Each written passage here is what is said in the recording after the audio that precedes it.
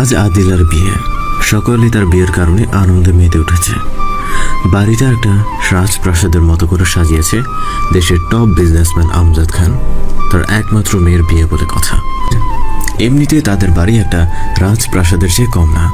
5 তলা বাসা, আর বাড়ির চতুর্দিকে লাল নীল বাতিগুলো আলো দিচ্ছে। কতই না অপূর্ব সেই দৃশ্য। অনেক মানুষ তা দেখতে এসেছে। এদিকে আদিলার বান্ধবীরা সুন্দর করে তাকে সাজিয়ে, আর অন্য পাশে বেলকনিতে দাঁড়িয়ে থেকে একটি ছেলে আকাশের দিকে তাকিয়ে চোখের পানি ফেলছে আর তার অতীত নিয়ে ভাবছে। ছেলেটি আর কেউ না, এই গল্পের নায়ক আরিয়ান আহমেদ শুভ। এই ছেলে এভাবে গাড়ির সামনে দাঁড়িয়ে আছো কেন? যাও, তোমার কাজে যাও। অনেকক্ষণ দাঁড়িয়ে থাকতে দেখে লোকটি বলল। ছেলেটি দৌড়ে এসে লোকটির পা জড়িয়ে ধরে। স্যার, আপনাকে দেখে মনে হচ্ছে আপনি অনেক বড়লোক মানুষ।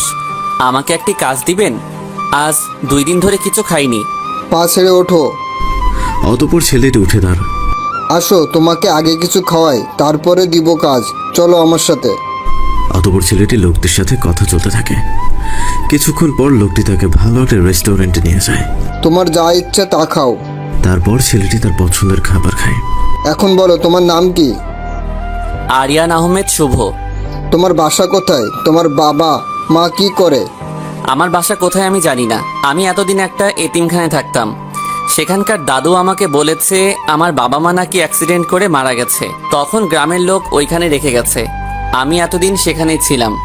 আজ 2 দিন ধরে সেখান থেকে এসে পড়েছি। কেন আসছো?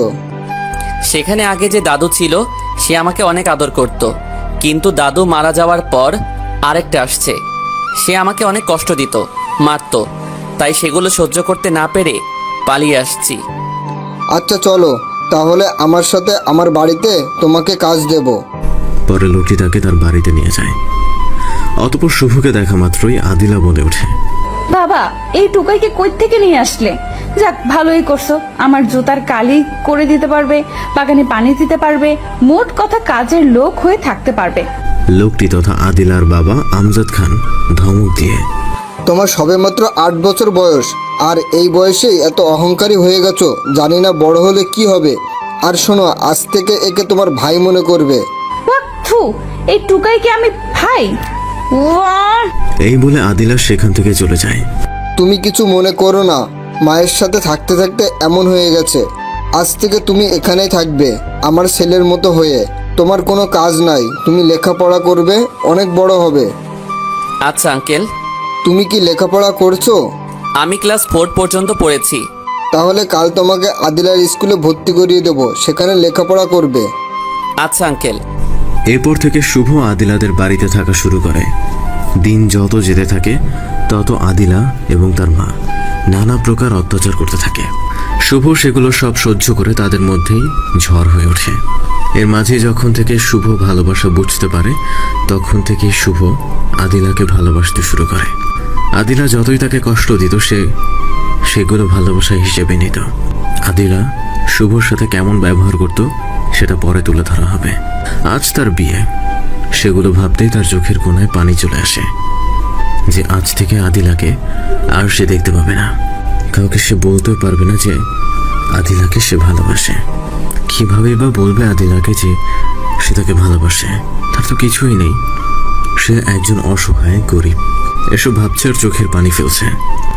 তখনই পেছন থেকে কে যেন তার ঘাড়ে হাত দেয়। শুভ তখন পেছনে তাকিয়ে চমকে ওঠে।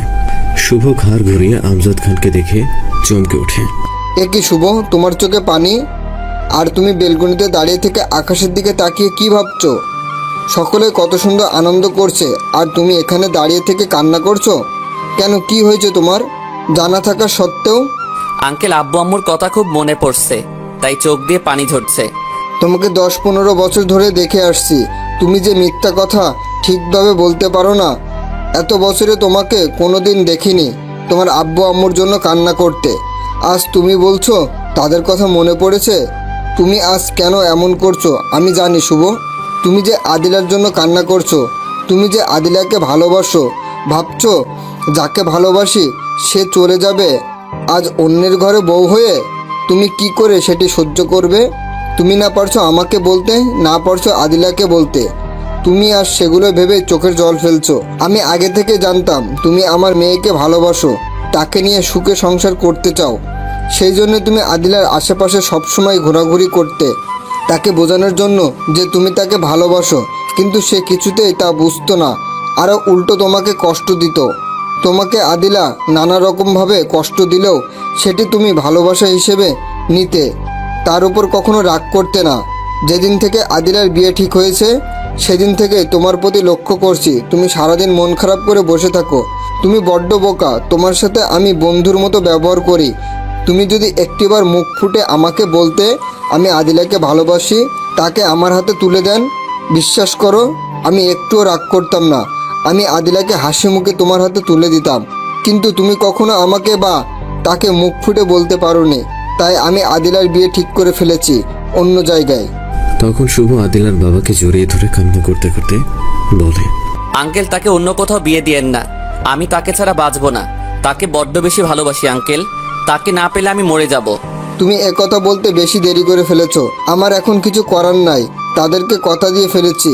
আর তুমি জানো আজ তাদের বিয়ে। আর শোনো, এই পাঞ্জাবিটা পরে নাও, আদিলার শ্বশুরবাড়ি তোমাকেই যেতে হবে। তাড়াতাড়ি রেডি হয়ে নিচে আসো। এই বলে আমজাদ খান চলে যায়। আদিলার বাবার কথা শুনে শুভ পাথরের মতো সেখানেই দাঁড়িয়ে থেকে ভাবতে থাকে। যাকে ভালোবাসি, যাকে নিয়ে সারা জীবন সুখে সংসার করব বলে স্বপ্ন দেখতাম, আজ তার আত্মীয় হয়ে তার শ্বশুরবাড়ি যেতে হবে, তা কখনো হতেই পারে না। আমি তা কখনোই পারবো না। আমি পারবো না আদিলার শ্বশুরবাড়ি যেতে। যার জন্য আমার এই জীবন, সেই যদি আমার না হয় তাহলে এই জীবন রেখে আমার কী লাভ? কি করব আমি বেঁচে থেকে? তাকে ছেড়ে চলে যাব না ফেরার দেশে। আর কখনো বলবো না তাকে ভালোবাসি। শুভ এই বলে সেখান থেকে ঘরে চলে আসে। এদিকে সবাই আনন্দ করছে, আর ওইদিকে শুভ তার রুমে গিয়ে ঝুলন্ত ফ্যানের সাথে দড়ি পেঁচিয়ে গলায় দিবে আত্মহত্যা করার জন্য। ঠিক সেই সময় তার কানে একটা আওয়াজ ভেসে আসে, এত তাড়াতাড়ি তুমি পরাজয় বরণ করে নিলে তোমার ভালোবাসার কাছে? হ্যাঁ, শুভ পরিস্থিতির সাথে মোকাবেলা করতে শিখো, নয়তো চোরের মতো এভাবেই আত্মহত্যা করে জীবনটা শেষ করে দিতে হবে। এখনো অনেক সময় আছে। যার জন্য জীবন দিতে চাচ্ছ তাকে তুমি আপন করে নিতে পারো। কথাগুলো শুনে এদিক সেদিক তাকিয়ে কে বলছে তাকে খোঁজার জন্য চেষ্টা করছে, কিন্তু কাউকে দেখতে পায় না সে। হঠাৎ দরজার কাছে কিছু যেন একটা দেখতে পায়, তাই শুভ দরজা খুলে যাকে দেখে তাকে দেখে শুভর গলা শুকিয়ে যায়। শুভ দরজা খুলেই সামনে আদিলার বাবাকে দেখতে পায়। শুভ ভয়ে ভয়ে, আঙ্কেল, আপনি কখন আসলেন? তুমি ভয় পাচ্ছ কেন? আর এইমাত্র আসলাম, তোমাকে তাড়াতাড়ি নিচে যেতে বলছিলাম, তুমি যাওনি, তাই তোমাকে নিয়ে যাওয়ার জন্য আসলাম। যাক, বাঁচা গেল। আঙ্কেল মনে হয় দেখতে পারে নাই। তাহলে কথাগুলো কে বললো এসব? কি চিন্তা করছো? দেখো, যা চলে যাবে বা চলে গেছে তা নিয়ে ভেবে সময় নষ্ট করো না। নিচে আসো তাড়াতাড়ি, বর মনে হয় চলে আসবে। তুমি ভিতরে যাও, আমি এখানে দাঁড়িয়ে আছি। অতঃপর শুভ ভেতরে গিয়ে কিছুক্ষণের মধ্যে রেডি হয়ে আসে। তারপর তারা দুজন নিচে যায়। তখনই আদিলার বাবার মোবাইলে একটা ফোন আসে। বর নাকি আসবে না, আদিলাকে সে বিয়ে করবে না। এই কথা শুনে বিয়ে বাড়ির আনন্দ যেন কিছুক্ষণের জন্য নিস্তব্ধ হয়ে যায়। আদিলার বাবা কি করবে কিছুই মাথায় আসছে না। কত বড় বড় বিজনেসম্যান তাদের পার্টনার আসছে তার মেয়ের বিয়েতে। এখন যদি তার মেয়ের বিয়ে না হয় তাহলে সে আর তাদের সামনে মাথা তুলে দাঁড়াতেই পারবে না। কি করবে সে কোনো উপায় না পেয়ে পেরেশানির ভাব নিয়ে আদিলার কাছে যেতে যেতে ভাবতে থাকে যে শুভ তার মেয়েকে বিয়ে করতে রাজি হবে। কিন্তু আদিলা কি রাজি হবে তাকে বিয়ে করতে? আদিলা তো তাকে দেখতেই পারে না। এখন যদি আদিলা ঘুরে বসে, কিছুই তার মাথায় আসছে না। অতঃপর আমজাদ তার মেয়ের রুমে যায়। মারে, তুই আজ পারিস আমার সম্মানটুকু রাখতে। যদি আজ তোর বিয়ে না হয় তাহলে আমি মাথা তুলে কারোর সামনে দাঁড়াতে পারবো না। নিশ্চুপ হয়ে বসে আছে, কি বলবে সেও ভাবতে পারে না। আমি চাচ্ছি মা, তোকে আজ এই মুহূর্তে শুভর সাথে বিয়ে দেব। কি বলছো বাবা? যাকে দেখতেই পারি না তাকে নিয়ে কিভাবে সারা জীবন সংসার করব? বাবা, আমি তাকে বিয়ে করতে পারবো না। তুমি অন্য কোনো ছেলে দেখে তারপর বলিও। শুভ তোকে অনেক ভালোবাসে, তোকে অনেক সুখে রাখবে। কি বললে? ওই ছোট লোকটা আমাকে ভালোবাসে? মা, তোকে সে অনেক আগে থেকে ভালোবাসে। আচ্ছা বাবা, মামুন কেন আমাকে বিয়ে করবে না? সেটা কি কিছু বলছে? না। নিশ্চয়ই এই ছোট লোকটা মামুনকে ভুলভাল কিছু বুঝিয়েছে, তার জন্য সে আমাকে বিয়ে করতে চাইছে না। যাক ভালোই হয়েছে, কিন্তু মাঝে আব্বু কেন এই ছোট লোকটাকে টানছে? যদি তার সাথে আব্বু আমাকে বিয়ে দেয় তাহলে তাকে বুঝাবো তুই কোথায় হাত দিছিস, সেটি তুই হারে হারে টের পাবি। তোকে বোঝাবো এই আদিলা কি জিনিস, তুই আমাকে ভালোবাসার সাহসী বা কই পাস সেটি আমি দেখব। কি হলো মা? আদিলার বাবার কথা শুনে তার ধ্যান ভাঙে। বাবা, আমি তাকে বিয়ে করতে রাজি আছি, তবে আমার একটা শর্ত আছে। তুমি যে সত্য দিবা আমি রাজি আছি, তবুও তুমি আমার সম্মানটুকু রাখো। বলো তোমার কি সত্য? আমি তাকে বিয়ে করলে এখানে থাকবো না, তার সাথে বাসর এখানে করব না। আমি আমার ফ্ল্যাটে চলে যাব, সেখানে আমরা একসাথে দুজন থাকবো। যদি তুমি এতে রাজি থাকো তাহলে তুমি বিয়ের ব্যবস্থা করো। আদিলার মনের শয়তানি চিন্তা আমজাদ খান কিছুই বুঝতে পারে না। যদি সে বুঝতে পারতো তাহলে কখনোই সে তার শর্তে রাজি হতো না। আচ্ছা, তুমি যা ভালো মনে করো তাই করো, আমি নিচে চলে গেলাম। তারপর সে নিচে এসে শুভকে নিয়ে একটা জায়গায় চলে আসে। শুভ, অনেক কষ্ট করে আদিলাকে রাজি করিয়েছি তোমার সাথে বিয়ে দেওয়ার জন্য। আর এতগুলি নাটক করার কারণ হলো তোমার সাথে আদিলাকে বিয়ে দেওয়া। মানে আপনার কথা কিছুই বুঝলাম না। আমি বুঝিয়ে বলেছি, কোনো বাবা চায় না যে তার মেয়ের সংসার ভেঙে যায়, ঠিক তেমনই আমিও চাইনি যে আমার মেয়ের সংসার ভেঙে যাক। আমি জানি আমার মেয়ে অনেক অহংকারী এবং রাগী, সে কারোর সাথে মিলিয়ে নিয়ে সংসার করতে পারবে না। এতে হতে পারে তার সংসার ভেঙে যাবে, তা আমি চাই না। আর তুমি এগুলো জানা থাকা সত্ত্বেও তাকে তুমি ভালোবেসেছো, তুমি পারবে তাকে মানিয়ে নিয়ে চলতে, তার করা অন্যায় তাকে ক্ষমা করে দিয়ে তাকে ভালোবাসতে। তাই আমি মামুনকে দিয়ে এরকম একটা নাটক করি, তাকে দিয়ে বিয়ে ঠিক করা, বিয়ের দিন আসতে না করা, শুধু তোমার সাথে বিয়ে দেওয়ার জন্য, যাতে আদিলা আমার সম্মানের কথা চিন্তা করে তোমাকে বিয়ে করে। কালেও রাজি হতো না, তাই আমার এমন করতে হয়েছে। পারবে না শুভ আমার অহংকারী মেয়েটাকে আর 10টা 5টা সাধারণ মেয়ের মতো বানাতে? তুমি তার অপরাধগুলি ক্ষমা করে তার সাথে সুখে সংসার করতে? পারবো। অতঃপর আমজাদ খান তাদেরকে যথাসময়ে কাজী দিয়ে বিয়ে পড়িয়ে দেয়। আদিলা তার শর্ত অনুযায়ী শুভকে নিয়ে তার ফ্ল্যাটে চলে যায়। আর তখনই আদিলা শুভর কলার ধরে। শুভ রুমে ঢুকতে আদিবা কলার ধরে। কুত্তার বাচ্চা, তোর সাহস কি করে হলো আমাকে ভালোবাসার? আমার জিনিস খেয়ে বেঁচে আছিস, এখন আমার বিয়ে নামক ফাঁদে ফেলে সব কিছু তোর করে নিতে চাস? কুত্তার বাচ্চা, সেই আশা তোর কখনো পূরণ হবে না। তোকে তো কয়টা দিনের মধ্যেই ডিভোর্স দিব, আর এই কয়দিনে তোর এমন অবস্থা আমি করব যাতে জীবনে কখনো আমার দিকে চোখ তুলে তাকাতে না পারিস। তোকে আজ বোঝাবো এই আদিলা কি জিনিস, কাকে জীবন সঙ্গী বানাতে যাচ্ছিস।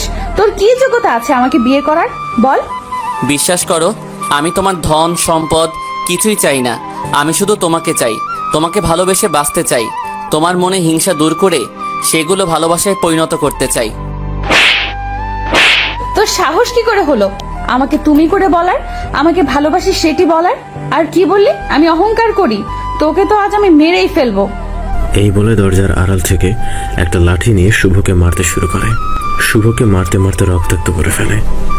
কিছুক্ষণ পর আদিলা আবার বলতে শুরু করে, বল কি জন্য তুই আমার বিয়ে ভাঙছিস? মামুনকে কি ভুলভাল বলছিস তার জন্য সে আমাকে বিয়ে করতে না করলো? বল কি বলছিস? না বললে তোকে আজ একেবারে মেরে ফেলবো। বিশ্বাস করেন, আমি মামুনকে কিছু বলি নাই। সে কি জন্য মানা করছে আমি জানি না। চুপ, ছোট লোকের বাচ্চা, তোদের মতো ছেলেদের আমার ভালো করে চেনা আছে। বড় লোকদের পেছন পেছন ঘুরিস, তাদেরকে এটা সেটা বুঝিয়ে তাদেরকে প্রেমের ফাঁদে ফেলে টাকা পয়সা হাতিয়ে নিস। তোকে যদি আগে 2-1টা চট থাপ্পড় না দিয়ে যদি আজকের মতো লাঠি পিটা করতাম তাহলে হয়তো কখনো এমন সাহস তোর হতো না। আর শোন, তোকে নিয়ে তো আমি কখনো সংসার করতে পারবো না। তোকে দেখলেই আমার শরীরের রক্ত টকবক করে। এই মাসে তোর জীবনের 12টা আমি বাজিয়ে দেব। বাবাকে বলছি তারা যাতে 1 মাসে আমাদের খোঁজ খবর না নেয়।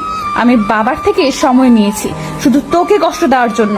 তুই জানতি আমি তোকে দেখতে পারি না, তাহলে কেন আমাকে বিয়ে করলি? এর শাস্তি আমি তোকে দেবই। যা এখন ঘর থেকে বের হ। আজ এইটুকুই, আগামীকাল আরো ধরবো। এই বলে আদিলা গিয়ে খাটের উপর শুয়ে পড়ে। শুভর আদিলার ব্যবহার দেখে যেন তার বাক শক্তি হারিয়ে ফেলছে। কোনো কথাই সে বলতে পারছে না। আদিলার কথা শুনে কষ্ট করে উঠতে যাবে, কিন্তু সে সারা শরীর ব্যথার কারণে উঠতে পারছে না। তবু কষ্ট করে উঠে সোফার দিকে যেতে থাকে। তখনই আদিলা এই ছোট লোক, কই যাস? সোফাতে তোর মতো খ্যাতের বসার যোগ্যতা হয়নি। তুই ওখানে বসলে ওইটা ময়লা হয়ে যাবে। যা বারান্দায় যা। তারপর শুভ ঘর থেকে বের হতে যাবে তখন এই ছোট লোক, শোন, সকালে ঘুম থেকে উঠে যদি আমার কফি না পাই তাহলে বুঝবি কিন্তু। আর এগুলো শাস্তি যে তোকে দিতেছি, সেগুলো যদি কোনো ক্রমে আব্বু জানতে পারে তাহলে তোকে বালিশের মধ্যে চাপা দিয়ে মেরে ফেলবো। শুভ কোনো কথা না বলে ঘর থেকে বের হয়ে বেলকনিতে আস্তে আস্তে এক জায়গায় শুয়ে পড়ে, কিন্তু সারা শরীর ব্যথার কারণে ঘুম আসে না। এদিক সেদিক করতে করতে রাতের শেষ সময়ে ঘুমিয়ে যায়। এদিকে সকালে আদিলা ঘুম থেকে উঠে তার কফি না পেয়ে সে প্রচন্ড রেগে যায়।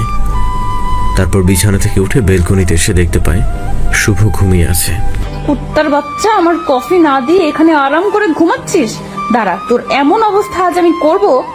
এই বলে সে রান্নাঘরে চলে যায়। কিছুক্ষণ পর ফুটন্ত পানি নিয়ে এসে শুভর শরীরের উপর ফেলে দেয়। এতে শুভ একটা চিৎকার দিয়ে সেন্সলেস হয়ে যায়। এবার দেখলি তো আমার শাস্তি। যা উঠ, কফি নিয়ে আয়। কিন্তু শুভ আর উঠে না, বারবার গালি দিয়ে ডাকতে থাকে, তবু শুভর কোনো সারা শব্দ পাওয়া যাচ্ছে না। তখন আদিলা ভয় পেয়ে যায়। বেশি করে ফেললাম না তো আবার? ছোট লোকের বাচ্চার কি হলো, কথা বলছে না কেন? তারপর আদিলা তাদের পারিবারিক ডাক্তারকে ফোন দিয়ে আসতে বলে। ডাক্তার এসে শুভর অবস্থা দেখেই, এ কি, এর অবস্থা এরকম কি করে হলো? সমস্ত শরীর তো ঠোসা পড়ে গেছে। পরে আর কিছু না বলে ট্রিটমেন্ট শুরু করে। কিছুক্ষণ পর ডাক্তার তার শরীরে ঔষধ লাগিয়ে দিয়ে আদিলাকে আবার জিজ্ঞেস করে, এর এমন অবস্থা কি করে হলো? আমি তাকে গরম পানি নিয়ে আসতে বলছিলাম, আর সে পানি নিয়ে আসার সময় পা পিছলে পড়ে যায়, আর তাতে সমস্ত পানি তার শরীরে পড়ে এমন হয়ে যায়। আদিলা, আমি কিন্তু ডাক্তার, তাই বলতে পারি কোনটা অনিচ্ছা সত্ত্বে পরে এমন হয় আর কোনটা টর্চার করার কারণে এমন হয়। যদি তার পা পিছলে পড়ার কারণে তার শরীরে গরম পানি পড়ে এমন হয়, তাহলে তার শরীরে এত মায়ের দাগ কোথা থেকে আসলো? আদিলা, তুমি যে জিতের বসে অনেক বড় একটা ভুল করতেছো। আমি জানি তুমি তাকে ছোট থেকেই দেখতে পারো না। সে গরিব, তোমার বাবা তাকে রাস্তা থেকে তুলে আনছে বলে। এখন তো সে তোমার স্বামী, তাই এমন করা তোমার একদমই ঠিক হয়নি। যদি তার উপর কোনো জিদ থেকে থাকে তাহলে তাকে ক্ষমা করে দিয়ে নতুন করে শুরু করো, এতেই তোমার জন্য মঙ্গল। আদিলা, ছেলেটা অনেক ভালো, তোমাকে সে অনেক সুখে রাখবে। যদি তুমি এরকম তাকে আরও টর্চার করো তাহলে হয়তো অল্প কিছুদিনের মধ্যেই সে দুনিয়া ত্যাগ করবে। আদিলা, একটা কথা মনে রাখবে, সে গরিব হলে মানুষ মারলে ব্যথা তোমারে লাগে, তারে লাগে। জিতের বসে এমন কিছু করো না যে সারা জীবন আফসোস করতে হয়, সারা জীবন তার জন্য কাঁদতে হয়। আঙ্কেল, আপনাকে এত জ্ঞান দিতে হবে না। আপনাকে যেটার জন্য নিয়ে আসছি সেটা করে চলে যান। আর খবরদার, এগুলো যেন আব্বু না জানতে পারে, তাহলে কিন্তু আপনার অবস্থাও খারাপ হবে। তা করতে পারো, কারণ তোমাদের টাকা আছে। কিন্তু একটা কথা মনে রাখবে, টাকায় সব কিছু করতে পারে না। তুমি এখন অবুঝ, বুঝতে পারছো না। একদিন আমার কথা মনে পড়বে, সেদিন হয়তো তোমার কাছে কাদা ছাড়া অন্য কোনো রাস্তা থাকবে না। তুমি সেদিন হাজার চেষ্টা করলেও ফেরাতে পারবে না। এখনো সময় আছে। আদিলা, তাকে মেনে নিয়ে সুখে সংসার করো। আঙ্কেল, আপনি আমাকে হাসালেন। এই ছোট লোকের জন্য আমি আফসোস করব, তা হয়তো এই জীবনে না। আর কি বললেন? তাকে মেনে নিয়ে সুখে সংসার করব? তাকে আমি দেখতেই পারি না, তার সাথে আবার সংসার? তাকে তো আমি স্বামী হিসেবে মানিই না। তাকে জাস্ট আমার পা চাটা গোলাম ভাবি। তাকে মারবো, আদর করব, সেটা আমার ইচ্ছা। তোমার যা ইচ্ছা করতে পারো। মনে রেখো, একদিন এই ডাক্তারের কথা তোমার মনে পড়বে, যা আমি আজ বললাম। আজ আমার কথা যেমন তুমি হেসে উড়িয়ে দিলে, সেদিন আমি তোমার মতো তোমার অবস্থা দেখে সেদিন হেসে উড়িয়ে দেব। আচ্ছা, আমি চললাম। যে ওষুধগুলো লিখে দিছি সেগুলো নিয়মিত তাকে খাও। আর যদি বেশি ভেজাল মনে করো তাহলে বাজার থেকে বিষ কিনে এনে খাওয়াও, তাহলে হয়তো চিরজীবনের জন্য ভেজাল মুক্ত হয়ে যাবে। এই বলে ডাক্তার চলে যায়। তারপর আদিলা ওই ঔষধগুলো আনার জন্য যায় যেগুলো ডাক্তার লিখে দিয়েছে। তার চিন্তা হলো তাকে তাড়াতাড়ি সুস্থ করে আবার কষ্ট দিতে। অসুস্থকে তার কষ্ট দিতে মন চায় না। অতঃপর আদিলা ঔষধগুলো নিয়ে আসে। শুভর এমন সেবা যত্ন করতে থাকে যেন সে সবকিছু ভুলে তাকে মেনে নিয়েছে। তার এরকম করার দুইটি কারণ: এক, তাকে তাড়াতাড়ি সুস্থ করে আবার কষ্ট দেয়া, আর দুই, সে শুভকে এটাই দেখাতে চেয়েছে যে সে অহংকারী হলেও তার ভেতরের মন নামক একটা জিনিস আছে, যেখানে আছে কারোর জন্য পরিপূর্ণ ভালোবাসা। কিন্তু সেই ভালোবাসা শুভর জন্য নয়। এভাবে প্রায় 1 মাস কেটে যায়। এর মধ্যে শুভ মোটামুটি সুস্থ হয়ে যায়। হঠাৎ একদিন আদিলার মোবাইল আসে। বল মায়া, কেমন আছিস? ভালো আছি। তুই? আমিও ভালো আছি। ভালো তো থাকবেই, এত সুন্দর একটা জামাই পাইছো, সারাদিন তাকে নিয়ে পড়ে থাকো, আমাদের কথা তো আর মনে হয় না। এসব বক বক না করে কি জন্য ফোন দিছিস সেটা বল। বলছি, ব্যস্ত হয়েছিস কেন? ফোনে টাকা আমার কাটতেছে না তোর? আমি রাখলাম, তুই বক বক করতে থাক। এই শোন আদিলা, বল। আজকে নাইট ক্লাবে আসতে পারবি? কেন? আজ মাদার তেরেসা আসবে ডান্স করতে, অনেক মজা হবে। আচ্ছা তাহলে যাব, যখন মাদার তেরেসা আসবে। তাহলে সন্ধ্যায় রেডি থাকিস। পরে ফোন কেটে দেয়। সন্ধ্যার সময় আদিলা রেডি হয়ে যেতে লাগে। তখন এই ছোট লোক শোন, তোকে এতদিন সব সময় আমার চোখে চোখে রাখছি, তোর আদর যত্ন করছি, তোকে সুস্থ করে তুলে আবার কষ্ট দেওয়ার জন্য। তোকে যে কষ্ট দিয়েছি সেটা যেন বাবা মা জানতে না পারে। এখন আমি বাইরে যাচ্ছি, এই সুযোগে যদি তাদেরকে কিছু বলিস তাহলে কিন্তু তোর জান থাকবে না, একদম মেরে ফেলবো। আমাকে এভাবে সবসময় কষ্ট দেওয়ার থেকে বিষ দিয়ে একেবারে মেরে ফেলতেই তো পারেন। চুপ থাক, তোকে আমি তিলে তিলে মারবো। একেবারে মেরে ফেললে তো আমার জ্বালা মিটবে না। তোর সাথে পরে কথা বলবো, আমার দেরি হয়ে যাচ্ছে। এই বলে চলে যায়। অতঃপর আদিলা সেখানে গিয়ে আনন্দ ফুর্তি করে আর প্রচুর পরিমাণে ড্রিঙ্কস করে। এদিকে শুভ একটা চেয়ারে বসে কিসের যেন পেপারে সাইন করছে। এমন সময় পেছন থেকে কে যেন তার গলা বাড়িয়ে ধরে। এই জানু, কি করছো? শুভ পেছন তাকাতেই ভূত দেখার মতো চমকে ওঠে, কারণ মেয়েটি ছিল আদিলা। শুভ তার দিকে তাকিয়ে থেকে ভাবছে, ভূতের মুখে রাম নাম। যে তাকে 1 সেকেন্ডের জন্য সহ্য করতে পারে না, সে আজ তাকে জান বলে গলা ধরছে। এই জানো, এভাবে তাকিয়ে কি দেখো? তুমি কি আমাকে কখনো দেখোনি? আচ্ছা দাঁড়াও। এই বলে আদিলা শুভর কোলে এসে বসে। এই বলে শুভর ঠোঁটের কাছাকাছি আদিলা ঠোঁট নিয়ে যায়। এখন আমাকে তুমি মন ভরে দেখো, আর আমাকে তুমি আদর করো। আজ না তোমার আদর পেতে মনটা ব্যাকুল হয়ে আছে। প্লিজ জানু, তুমি আমাকে একটু আদর করো। তুমি অনেক খারাপ, আমাকে একটু আদর করো না। এই আপনার মাথা ঠিক আছে? মনে তো হচ্ছে আপনি নেশা করে আসছেন। আপনার নেশা ধরেছে, তাই এমন আবোল তাবোল কথা বলছেন।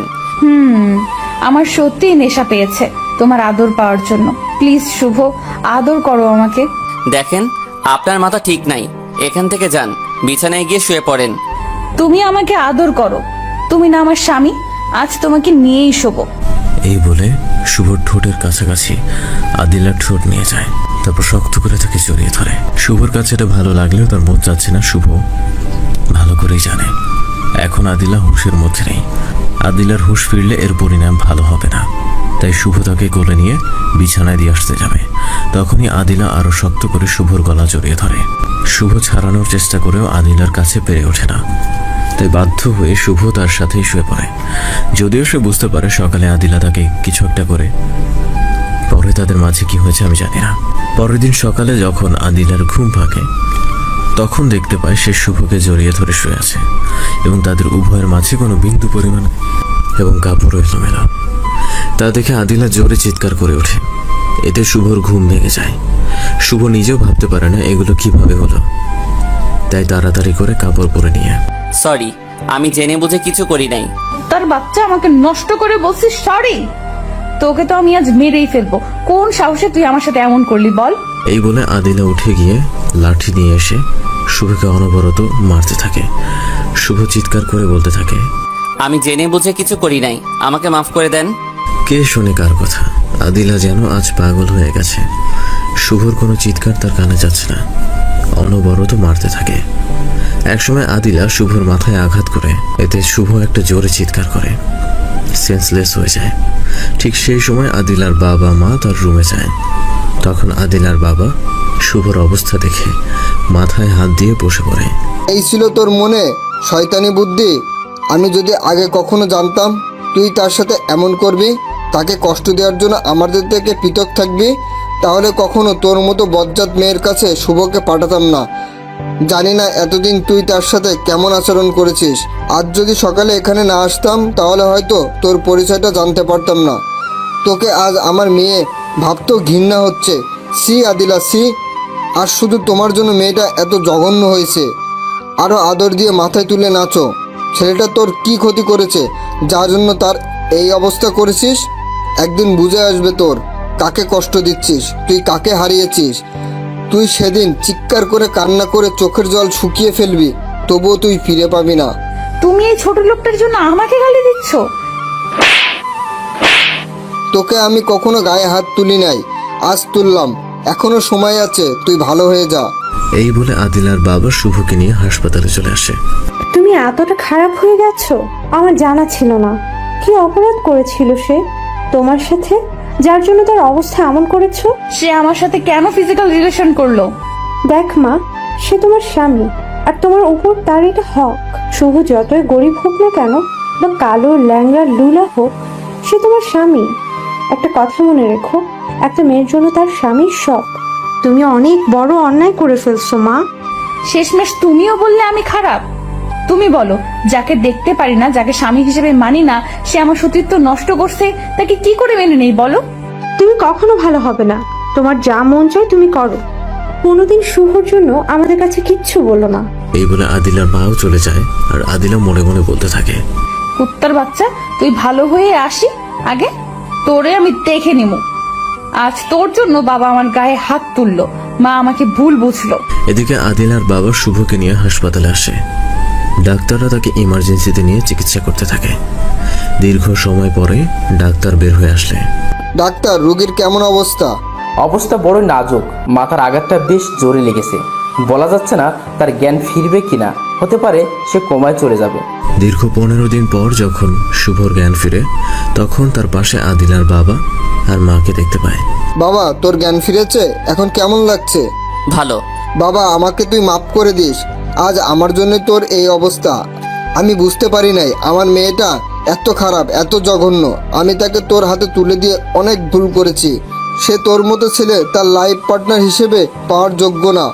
কোনো বাবাই চায় না তার মেয়ের সংসার ভেঙে যাক, ঠিক আমিও চাইতাম না, কিন্তু এখন তার অবস্থা দেখে আমি আর চাই না তোদের সংসার টিকে থাকুক, তোকে আবার সে কষ্ট দেখ। আমি বাবা হয়ে তোদের ডিভোর্স করিয়ে তোকে ভালো একটা মেয়ে দেখে বিয়ে করাবো, তবুও তুই আমাকে মাফ করে দে। আঙ্কেল, আপনি এগুলো কি বলছেন? পাগল হয়েছেন নাকি?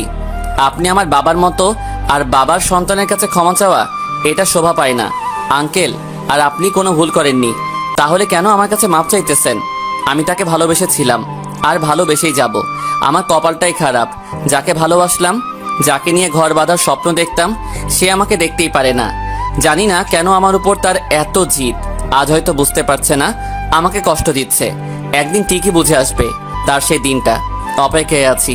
যদি সে আমাকে আরো মারতে চায়, কষ্ট দিতে চায়, দিবে। আমি তার পিছনে আঠার মতো লেগেই থাকবো। একদিন তো সে আমার ভালোবাসা বুঝবে। আর আঙ্কেল, এমন কথা আর কখনো মুখে আনবেন না। জন্ম মৃত্যু একবারই হয়, তেমনি বিয়েটাও আমি তাদের মধ্যেই ধরি। আদিলা যত পারুক আমাকে কষ্ট দিক, একদিন তো আমাকে ভালোবাসবে। আমি সেই অপেক্ষায় থাকবো। আঙ্কেল, আপনার কাছে হাত জোর করে বলছি, আমাদের সংসার আপনি ভাঙবেন না, যদিও সে আমাকে আরো কষ্ট দেয়। আদিলার বাবা শুভর কথা শোনার সাথে সাথে শুভকে জড়িয়ে ধরে কেঁদে দেয়। তুই অনেক ভালো রে। আমার মেয়েটা কেন বোঝে না সে কাকে হারাতে চলেছে? তখন একটা ডাক্তার রুমে আসে। আপনারা এখন বাইরে যান, রোগীরে চেক আপ করবো।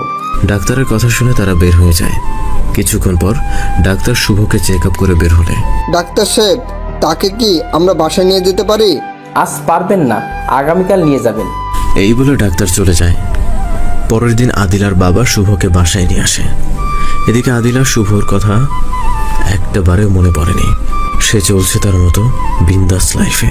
15 দিন পর শুভ মোটামুটি সুস্থ হয়ে ওঠে। এদিকে আদিলা তার ফ্ল্যাটে একা একা থাকতে ভালো লাগছে না, তাই সে তার বাবার বাসায় চলে আসে। অতঃপর সে তার নিজের রুমে গিয়ে শুভকে তার রুমে শুয়ে থাকতে দেখতে পায়। এতে আদিলা রেগে যায়। কুত্তার বাচ্চা, তো সাহস কি করে হলো আমার রুমে আমার বিছানায় শুয়ে থাকার? তোকে আজ আমি মেরেই ফেলবো। আমার বিছানায় অনুমতি ছাড়া তুই কেন শুয়েছিস? আর আর তোর মতো ছোট লোকের এরকম বেডে শুয়ে থাকা মানায় না। তুই অনেক বড় অন্যায় করে ফেলছিস। তোর জন্য বাবা আমার গায়ে হাত তুলছে, যে বাবা কখনো আমাকে ধমক দিয়ে কথা বলে নাই। আমার মা আমাকে ভুল বুঝছে, আমার সাথে কথা বলে না। তোকে আজ আমি মেরেই ফেলবো। এই বলে সে লাঠি খুঁজতে থাকে। তখন এই লাঠি নিয়ে মারতে যাবে, আর হঠাৎ সে মাথা ঘুরে মাটিতে পড়ে সেন্সলেস হয়ে যায়। অতঃপর শুভ তাকে ধরে নিয়ে হাসপাতালে নিয়ে, সাথে তার বাবা মাও যায়। অতঃপর ডাক্তার আদিলাকে চেক আপ করে বের হয়ে আসে। কি হয়েছে ডাক্তার আমার মেয়েটার? মিষ্টিমুখ করান, আপনি নানা হতে চলছেন। কি? ডাক্তারের কথা শুনে তারা খুশিতে আত্মহারা হয়ে যায়। এই হিসেবে যে আদিলা তার সন্তানের দিকে তাকিয়ে হলেও শুভকে মেনে নেবে। তোমরা থাকো, আমি মিষ্টি নিয়ে আসছি। আমিও যাব তোমার সাথে। আচ্ছা চল। তারপর শুভকে রেখে তারা মিষ্টি আনতে চলে যায়। এদিকে শুভ গিয়ে আদিলার পাশে বসে জ্ঞান ফেরার অপেক্ষায় বসে আছে। কিছুক্ষণ পর আদিলার জ্ঞান ফিরলে, এই ছোট লোকের বাচ্চা, আমি এখানে কেন? আমি তো রুমে ছিলাম। আমাকে এখানে কে নিয়ে আসলো? আর আমার বাবা মা কোথায়? আপনার বাবা মা মিষ্টি আনতে গেছে মানুষদের খাওয়াবে বলে। কি কি আপনি মা হতে চলছেন, তাই সবাইকে মিষ্টি খাওয়াবে। কি বললি? আমি মা হতে চলছি? তার মানে সেই দিনের জন্যই তোর বাচ্চা আমার পেটে? আমি তোর মতো নির্লজ্জ বেহায়ার এই বাচ্চা আমার পেটে লালন পালন করতে পারবো না। আমি এখনই নষ্ট করে দেব। এই বলে আদিলা বেড থেকে উঠে বের হতে লাগে। তখন শুভ আদিলার পা জড়িয়ে ধরে। আপনার দোহাই লাগে, এই নিষ্পাপ বাচ্চাটার কোনো দোষ নেই, তাকে নষ্ট করিয়েন না। তার জীবনের বিনিময়ে আপনি আমাকে যা করতে বলবেন আমি করব, তবু তাকে নষ্ট করবেন না।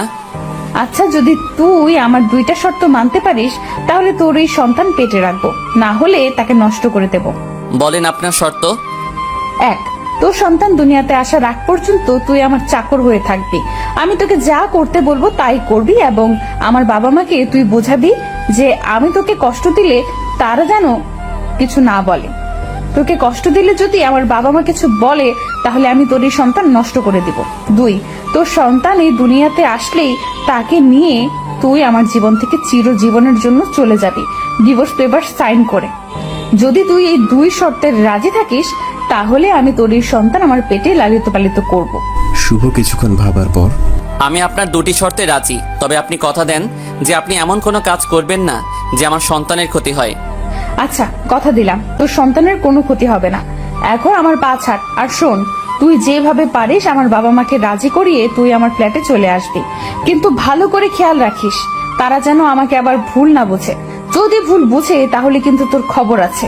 তুই এই বাড়িতে থাকলে তোকে আমি কিছুই করতে পারবো না, না পারবো তোকে গোলাম বানাতে, না পারবো তোকে কষ্টও দিতে। কি হলো, পারবি তো? আমি আমার সন্তানকে বাঁচানোর জন্য সবই পারবো। গুড, এখন তুই সামনে থেকে সর। আচ্ছা, একটা কথা বলবেন? বল দেখি। আপনি আমার সাথে এমন করেন কেন? জানি না, তোকে দেখলেই আমার গা ঘিন ঘিন করে। তোকে একটু আমার সহ্য হয় না। এগুলো ভুলে কি আমাকে একটু ভালোবাসা যায় না? কি এমন অপরাধ আমি করেছি যার জন্য আমার সাথে এমন করেন? আমি গরিব বলেই আমার দোষ? আমি কি কারো ভালোবাসা পেতে পারি না? তুই হাসালি আমাকে। তোকে দেখতেই পারি না আবার ভালোবাসবো? আর হ্যাঁ, তুই ভালোবাসা পেতে পারিস তোর মতো কোনো ছোট লোকের, আমার না। ম্যাডাম, টাকাই কি সব? টাকাই কি সুখ দিতে পারে? পারে, টাকাই সবকিছু দিতে পারে। তুই এখন আমার সামনে থেকে সর, না হলে খারাপ কিছু হয়ে যাবে। শুভ আর কোনো কথা না বলে মন খারাপ করে কেবিন থেকে চলে আসে। কিছুক্ষণ পর আদিলার বাবা মা অনেকগুলো মিষ্টি নিয়ে এসে মানুষের মাঝে বিতরণ করে। অতঃপর তারা আদিলাকে নিয়ে বাসায় চলে আসে। যা ছোট লোক, আমার বাবা মাকে বুঝিয়ে আয় যে আমরা এখানে থাকবো না। ম্যাডাম, এখন যদি এগুলো বলি তারা কিছুতেই আমাকে আপনার সাথে ছাড়বে না। আপনি অন্তত কিছুদিন এখানে আমার সাথে ভালো ব্যবহার করেন, যেন তারা মনে করে আপনি আমাকে মেনে নিছেন। আপনি যদি কিছুদিন আমার সাথে ভালো ব্যবহার করেন তাহলে পরবর্তীতে আঙ্কেলকে বললেই আমাকে ছেড়ে দিবে। তার মানে তুই আমার আবার একই বিছানায় থাকতে চাইতেছিস আর সুযোগ খুঁজতেছিস? যা, তোর বলতেও হবে না, আমি তোর এই বাচ্চাও রাখবো না। বিশ্বাস করেন, আমি এমন কিছুই করতে চাচ্ছি না। শুধু আপনি একটু কয়েকদিন তাদের সামনে আমার সাথে ভালো ব্যবহার করবেন, আর রাতে কখনো আপনার কাছে আসবো না। আমি দরজার কাছে বিছানা ফেলে শুয়ে থাকবো। এর বিনিময়ে আপনি আমাকে যা শাস্তি দেওয়ার দিবেন আমি মাথা পেতে নিব। আচ্ছা, তাহলে আমি তোর শাস্তি দ্বিগুণ দিব। 7 দিন পর, এই 7 দিনে আদিলা শুভর কথা মতোই তার সাথে ভালো ব্যবহার করেছে। এতে আদিলার বাবা এবং মা অনেক খুশি, কারণ তারা দেখতে পাচ্ছে তাদের মেয়ে এখন শুভকে মেনে নিয়েছে, তার সাথে অনেক ভালোভাবে সংসারও করছে। একদিন শুভ এবং আদিলা তার বাবা মার রুমে যায়। কিছু বলবা তোমরা?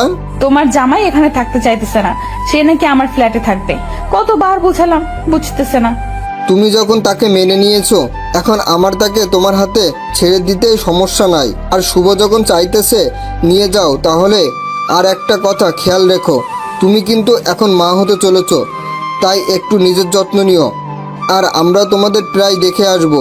আর শুভ, তুমি আমার মেয়েটাকে দেখে রেখো।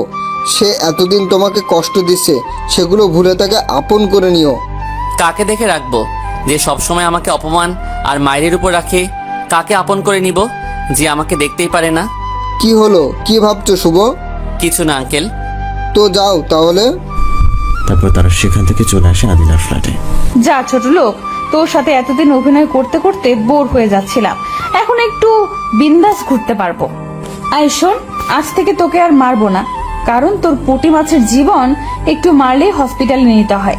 তোকে এখন থেকে জ্বালিয়ে মারবো, তোর জীবন আমি নরকে পরিণত করব। যা, এখন বাড়িটা পরিপূর্ণ পরিষ্কার করে আমার জন্য খানা বানাবি। যদি কিছু কম হয় তাহলে বুঝবি এই 7 দিনে তোর সাথে নাটক করার শাস্তিটা কেমন হয়। আদিলার কথা মতো শুভ কাজে লেগে যায়। কাজ করতে করতে প্রায় সন্ধ্যা হয়ে যায়। তখন ঘরের কাজ ফেলে রেখে রান্না করার কাজ শুরু করতে যায়। কিন্তু কি দিয়ে কি করবে? ভাত আর ডিম ভাজি ছাড়া কিছুই করতে সে জানে না, কারণ কোনো দিনও সে রান্না করেনি। তারপর এগুলো রাতে আদিলার সামনে দেয়। আদিলা সেগুলো দেখেই রেখে যায়। আই কুত্তার বাচ্চা, তুই জানোস না আমি এগুলো খাই না? আর এটা কি ভাজি করছোস? পুরে কালো করে ফেলছিস। যা, ভালো কিছু রান্না করে নিয়ে আসবি। এই বলে ভাতের প্লেট শুভর মুখের উপর ছুঁড়ে মারে। এতে শুভর অনেকখানি কপাল ফেটে যায়। কি রে, এভাবে দাঁড়িয়ে থাকলি যে? যা তাড়াতাড়ি, ক্ষুধার কারণে পেটে ইঁদুর লাফাচ্ছে, না হলে তোকে এখন খুন করে ফেলবো। এভাবেই আদিলা শুভকে প্রত্যেক দিন একটা না একটা কাজে ভুল ধরে কষ্ট দিতে থাকে। অবশেষে ডেলিভারির দিন যত কাছে আসতে থাকে তত আদিলা দুর্বল হতে থাকে। একদিন আদিলার প্রচন্ড জ্বর আসে। শুভ আদিলার মাথায় জলপট্টি দিতে যায়। তখনই আদিলা, তুই আমাকে স্পর্শ করবি না, আমি জ্বরের কারণে মরবো না। প্লিজ আদিলা, তুমি এখন অসুস্থ। আজকের দিনের জন্য আমার উপরে সমস্ত রাগ অভিমান ভুলে যাও। তুমি সুস্থ হও আগে, তারপর যা কিছু করতে পারো আমি মাথা পেতে নিব। এখন একটু তোমার সেবা করতে দাও। আর তুমি কথা দিয়েছিলে তুমি এমন কোনো কাজ করবে না যাতে তোমার পেটে আমার সন্তানের ক্ষতি হয়। এখন যদি তুমি এভাবে থাকো তাহলে আমার সন্তানের ক্ষতি হবে, এটা কিন্তু কথা ছিল না। তখন শুভ আদিলার মাথায় জলপট্টি দিতে থাকে। এভাবে 2 দিন কেটে যায়। একদিন রাতে জ্বরটা একটু হালকা হলে, তুমি এভাবেই শুয়ে থাকো, আমি তোমার জন্য কিছু নরম খাবার রান্না করে আনছি। বাই দ্য ওয়ে, একটা কথা বলতে ভুলে গেছি। এতদিনে শুভ অনেক খাবার রান্না করা শিখে গেছে। কিছুক্ষণ পর শুভ আদিলার জন্য খাবার নিয়ে আসে। আদিলাকে নিজ হাতে খাইয়ে দেয়, কিন্তু শুভ তাকে এক সাইড থেকে দেওয়ার কারণে আদিলা ভালো করে খেতেও পারে না। তাই শুভ আদিলার মাথার নিচ পায়ের উপর নিয়ে তাকে খাওয়াইয়ে দিতে থাকে। খাওয়া শেষ হলে শুভ তাকে জ্বরের ঔষধ খাইয়ে দেয়। আদিলা ঔষধ খেয়ে আস্তে আস্তে ঘুমিয়ে যায়। এদিকে শুভ আদিলার মুখের দিকে তাকিয়ে ভাবতে থাকে, কি সুন্দর এই মায়াবী চেহারা, দেখতে একদম নিষ্পাপ মনে হচ্ছে। কেন যে সে এমন করে? আমাকে একটু ভালোবাসলে কি এমন ক্ষতি হতো? শুধু মনের ভিতরে অহংকার নিয়েই বড় হয়েছে। এসব ভাবতে ভাবতে শুভও ঘুমিয়ে যায়। পরের দিন শুভ ঘুম থেকে উঠে আদিলাকে কোলে নিয়ে ওয়াশরুমে যেতে লাগে। তখন, আমাকে কোলে নিতে হবে না, আমি একাই যেতে পারবো। এখন আমার জ্বর নেই, শুধু একটু মাথা ব্যথা করছে, তাও হয়তো ঠিক হয়ে যাবে। আপনি কি ভাবছেন আমি এগুলো করছি আপনাকে ইমপ্রেস করার জন্য? তাহলে হয়তো ভুল ভাবছেন। আমি এগুলো করছি যাতে আপনার পেটে আমার সন্তানের কোনো কষ্ট না হয়। শুভর এই কথাটা কেন জানি আদিলার কাছে একটু খারাপ লাগে। তার খেদমত করছে তাকে ভালোবেসে না, বরং তার সন্তানকে ভালোবেসে। অতঃপর আদিলা কোল থেকে নেমে নিজেই আস্তে আস্তে ওয়াশরুমে চলে যায়। কিছুক্ষণ পর বের হয়ে আসলে, এদিকে আসেন, আপনার মাথা একটু ম্যাসাজ করে দেই, এতে কিছুটা আরাম অনুভব করবেন। লাগবে না তোর মাসাজ, তুই এখান থেকে আমার সেবা করতে হবে না। রাগ করলেন আমার উপর? তোর উপর রাগ করব কোন দুঃখে? তুই আমার কে? ও তাও ঠিক, মন খারাপ করে। আচ্ছা আপনি শুয়ে থাকেন, আমি খাবার নিয়ে আসছি। কিছুক্ষণ পর শুভ খাবার নিয়ে এসে আদিলাকে দেয়। আদিলা হালকা কিছু খেয়ে ঔষধ খেয়ে ঘুমানোর চেষ্টা করে, কিন্তু মাথা ব্যথার কারণে ঘুমাতে পারছে না, শুধু এপাশ ওপাশ করছে। তা দেখে শুভ বিছানায় উঠে আদিলার মাথা নিজের পায়ের উপর রেখে মাথায় হাত বুলাতে থাকে। এতে আদিলা কিছুই বলে না। সে হয়তো এমনটাই চাচ্ছিল যেন কেউ তার মাথাটা একটু টিপে দেয়। আদিলা কিছুক্ষণ শুভর দিকে তাকিয়ে থাকে, চোখ বন্ধ করে দেয়। তখন হঠাৎ কলিং বেল বেজে ওঠে। কে? দরজা খোলা আছে, ভিতরে আসেন। লোকটি ভিতরে আসলে শুভ চমকে ওঠে। আঙ্কেল, আপনার এত সকাল সকাল? তোমরা তো আমাদের কথাই ভুলে গেছো, তাই আমরা তোমাদের দেখতে এবং নিতে আসলাম। জানো, তোমাদের এমন অবস্থা দেখে আমার অনেক আনন্দ হচ্ছে যে আমার মেয়েটা তোমাকে মেনে নিয়েছে। আমি চাই তোমরা সারা জীবন এভাবেই থাকো। তাদের কথার কারণে আদিলা জেগে যায়। অতঃপর সে শুভর কোল থেকে ওঠার চেষ্টা করে। তখন শুভ তার মাথা ধরে তুলে দেয়। মা, কেমন আছিস তুই? শুভকে পেয়ে আমাদের ভুলেই গেছিস? কি হলো মা, কথা বলবি না? রাগ করেছিস আমাদের উপর? না মানে আঙ্কেল, আদিলা অসুস্থ, জ্বর, মাথা ব্যথা, তাই হয়তো কথা বলতেছে না। কতদিন ধরে? এই তো 3 দিন। সে অসুস্থ, আমাদের একটু জানানোর প্রয়োজন মনে করিনি? এই সামান্য বিষয়ে আপনাদের চিন্তায় ফেলতে চাইনি, তাই বলিনি। এখন তার জ্বর নেই, একটু মাথা ব্যথা আছে। আচ্ছা, তাহলে তাকে ঘুমাতে দাও, পরে কথা বলবো। আর আজ বিকালে তোমাদের এখান থেকে নিয়ে যাব। এই বলে তারা অন্য রুমে চলে যায়। বিকেলে তাদের নিয়ে যেতে চাইলে শুভ না করে দেয় যে সে যাবে না, তার নাকি এখানে কিছু কাজ আছে। তাই আদিলার বাবা মা তাকে আর জোর করেনি, তারা আদিলাকেই নিয়ে চলে যায়। 2 দিন পর আদিলার মনে শূন্যতা অনুভব করে। কি যেন তার কাছে নেই, কি যেন তার জীবন থেকে হারিয়ে যাচ্ছে। কি সেটা, কাকে খুঁজছে সে, এসব ভাবতে থাকে। আমি কি তাহলে শুভকে ভালোবেসে ফেলেছি? তাকেই কি আমি খুঁজতেছি? তার শূন্যতাই কি আমাকে চিন্তায় ফেলছে? কেন এমন মনে হচ্ছে আমার? আমি কি তাকে হারিয়ে ফেলবো? না না, আমি পাগলটাকে হারাতে পারবো না। এসব চিন্তা করতে করতে আদিলা ঘুমিয়ে যায়। যখন আদিলার ঘুম ভাঙে তখন জানালা দিয়ে শুভকে নিচে দেখতে পায়। আদিলা তা দেখে রাজ্য জয় করার মতো মুখে হাসি ফুটে ওঠে তার। আদিলা আগ বাড়িয়ে শুভর সাথে কথা বলতে যেতে লাগে, কিন্তু কিছু পথ যাওয়ার পর সে আবার ফিরে আসে। সে এইভাবে তার ভালোবাসা প্রকাশ করতে চায় না, সে তার ভালোবাসাটা শুভকে সারপ্রাইজ হিসেবে দিতে চায়। শুভ, আর কিছুদিন তুমি আমার কষ্ট সহ্য করো, তারপর আর কখনো তোমাকে কষ্ট দিব না। সারা জীবন তোমাকে ভালোবেসে যাব, সব সময় তোমার সাথে ভালোবাসার খুনসুটিময় দুষ্টামি করব। এইভাবে দেখতে দেখতে হঠাৎ একদিন আদিলার প্রসব ব্যথা শুরু হয়। শুভ, তাড়াতাড়ি অ্যাম্বুলেন্স ডাকো, আদিলাকে হসপিটালে নিতে হবে। শুভ বারবার ফোন দেয়, কিন্তু বারবারই বিজি বলে কি করবে ভেবে পাচ্ছে না, কারণ বিপদের সময় কারো মাথায় কাজ করে না। তেমনি শুভর ক্ষেত্রেও তাই। হঠাৎ মনে হয় তাদের নিজেরই তো গাড়ি আছে। শুভ দৌড়ে গিয়ে গাড়ি বের করে আদিলাকে নিতে আসে। তখনই তার কানে বাচ্চার কান্নার আওয়াজ আসে। শুভ সাথে সাথে অজু করে 2 রাকাত নামাজ পড়ে আল্লাহর কাছে শুকরিয়া আদায় করে। অতঃপর শুভ আদিলার রুমে যায় তার সন্তানকে দেখতে। বাবা শুভ, এই যে নাও তোমার ছেলে। শুভ তার ছেলেকে দেখা মাত্রই অনেক খুশি হয়, কারণ ছেলেটি হুবহু তার মতোই হয়েছে। অতঃপর শুভ কিছুক্ষণ কোলে নিয়ে থাকার পর শেষবারের মতো আদিলার কাছে দেয়। রাতে আদিলা তার ছেলেকে বুকে নিয়ে মনে মনে বলছে, শুভ, তোমাকে আর কষ্ট দিব না। আমি আগামীকাল বড় একটা অনুষ্ঠান করে আমার ভালোবাসা প্রকাশ করব। তোমার কাছে ক্ষমা চেয়ে তোমাকে সারা জীবনের জন্য আপন করে নেব। আমার মায়ে তোমাকে সারা জীবনের জন্য বেঁধে রাখবো। এসব ভাবতে ভাবতে আদিলা ঘুমিয়ে যায়। সকালে আদিলার ঘুম ভাঙলে পাশে তার ছেলেকে না দেখতে পেয়ে চিৎকার চেঁচামেচি শুরু করে দেয়। আদিলার চিৎকারের কারণে তার বাবা মা তার রুমে যায়। কি হয়েছে মা, এভাবে চিৎকার করছিস কেন? আমার ছেলে কোথায়? তাকে দেখতে পাচ্ছি না কেন? দেখ, হয়তো শুভর কাছে তুই থাক, আমরা দেখছি বাড়ি খুঁজে শুভ কোথায় আছে। এদিকে শুভ তাদের বাড়ি থেকে বের হয়ে তার গন্তব্যের দিকে চলতে থাকে, যেখানে যাওয়ার জন্য সেদিনই করেছিল, যেদিন আদিলার বাবা আদিলাকে নিয়ে তাদের বাড়িতে আসে।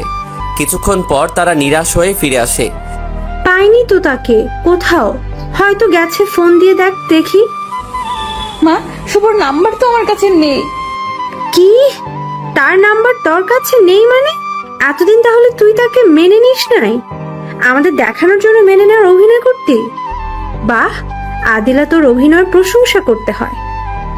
তোকে আমার মেয়ে ভাবতেও ঘৃণা হচ্ছে আজ। তুই এতটা খারাপ হয়ে গেছিস? ভাবছিলাম শুভর মায়ায় পড়ে তুই তার মতোই সাধারণ একটা মেয়ে হয়ে গেছিস, কিন্তু আমার ধারণা ভুল। এখন তুই খুঁজে দেখ সে কই গেছে। আমাদের আর বলবি না শুভর কথা। এই বলে আদিলার মা বাবা চলে যেতে লাগে।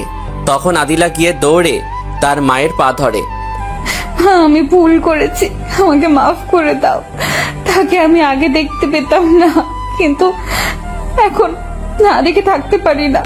আমি সত্যি শুভকে অনেক ভালোবেসে ফেলেছি, তাকে ছাড়া আমি বাঁচবো না। তোমরা তাকে আমার কাছে এনে দাও, তাকে একটা ফোন দাও, সে কই আছে দাও না মা। আদিলার কাকুতি মিনতি দেখে ফোন দেয় শুভর নাম্বারে। তখন ফোনটা আদিলার টেবিলের উপরেই বেজে ওঠে। আদিলা সেখানে গিয়ে ফোনটা হাতে নিতেই নিচে দেখতে পায় একটা চিঠি পড়ে আছে। আদিলা সেটি খুলে পড়তে থাকে। আগে আপনার কাছে ক্ষমা চাই, এতদিন আপনাকে অনেক কষ্ট দিচ্ছি। আপনার এই চাকরটাকে অন্তর থেকে ক্ষমা করে দিবেন। আমি আপনার মনে আমার জন্য একটু ভালোবাসা তৈরি করার জন্য অনেক চেষ্টা করেছি, বিনিময়ে শুধু আপনার থেকে মাইর, গালি আর অবহেলায় পেয়েছি, তাছাড়া অন্য কিছু পাইনি। আমি কি আপনার কাছে বেশি কিছু চেয়েছিলাম? চাইছিলাম শুধু একটু ভালোবাসা। ভাবছিলাম আমাদের ভালোবাসার ছোট্ট একটা ফসল হবে, তাকে নিয়ে আমরা সারাদিন খুনসুটিময় ঝগড়া করব। তাতে রাগ অভিমান হলে রাতে দুইজনের দোষগুণ বলে রাগ ভেঙে আবার বুকে টেনে নিব। কিন্তু আমার আশাগুলি আশাই রয়ে গেল, বিনিময়ে পেলাম শুধু অবহেলা আর অবহেলা। সেদিন যখন ডাক্তার বলল আপনি মা হতে চলছেন, সেদিন আমি কতটা খুশি হয়েছিলাম তা আপনাকে বলে বোঝাতে পারবো না। ভেবেছিলাম আপনি সন্তানের মুখের দিকে তাকিয়ে আমাকে মেনে নেবেন, কিন্তু আমার ধারণা ভুল প্রমাণিত করে সন্তান নষ্ট করার হুমকি দিলেন। পরে যখন আপনি চাকর আর চলে যাওয়ার শর্ত দিয়েছিলেন, সেটিও আমি মেনে নিয়েছিলাম, কারণ ভেবেছিলাম চাকর হলে আমি সব সময় আপনার কাছে থাকতে পারবো, আপনার মনে আমার জন্য ভালোবাসা সৃষ্টি করতে পারবো। কিন্তু আমি হাজার চেষ্টা করেও ব্যর্থ। হয়তো আমার ভালোবাসায় কমতি ছিল, আমি পারলাম না আপনার মনে আমার জন্য বিন্দু পরিমাণ জায়গা করে নিতে। তাই আমি আপনার শর্ত অনুযায়ী আমার ছেলেকে নিয়ে চলে গেলাম আপনার জীবন থেকে। আর হ্যাঁ, শর্তের মধ্যে ডিভোর্সের কথাও ছিল, তা নিয়েও চিন্তা করতে হবে না। আপনার ডায়েরির নিচে ডিভোর্স পেপার রাখা আছে, আমি সাইন করে দিছি, আপনিও সাইন করে নিয়েন। পরিশেষে শুধু একটি কথা বলতে চাই, ম্যাডাম, আমার মতো অন্য কাউকে এত কষ্ট দিয়েন না। ভালোবাসার মানুষের কাছ থেকে কষ্টটা বড্ড যন্ত্রণাদায়ক হয়, সহ্য করা যায় না। আমি কষ্ট করে সহ্য করেছি শুধু এই আশায় যে একদিন হয়তো সব কিছু ভুলে গিয়ে আমাকে আপন করে নেবেন, বলবেন শুভ, তোমাকে বড্ড বেশি ভালোবেসে ফেলেছি, তোমাকে ছাড়া বাঁচবো না।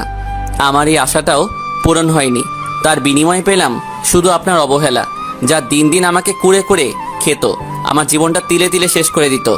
আপনি তা হয়তো বুঝবেন না, কারণ আপনি কখনো কাউকে ভালোই বাসেন নাই, কারো থেকে অবহেলাও পান নাই, শুধু মনে অহংকারটাই নিয়ে চলছেন, মনে কারোর জন্য ভালোবাসাও রাখেন নাই।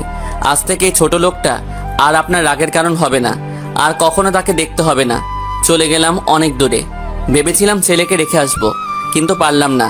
যেখানে বাবার প্রতি এত অবহেলা, না জানি ছেলের প্রতি কেমন হবে। তাই সন্তানের সুখের দিকে তাকিয়ে আমি তাকে নিয়ে আসলাম আমার বেঁচে থাকার উপায় হিসেবে।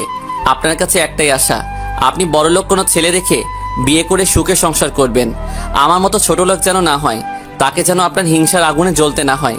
আমার কথার দ্বারা যদি মনে কষ্ট পেয়ে থাকেন, তাহলে এই ছোট লোকটাকে ক্ষমা করে দিয়েন।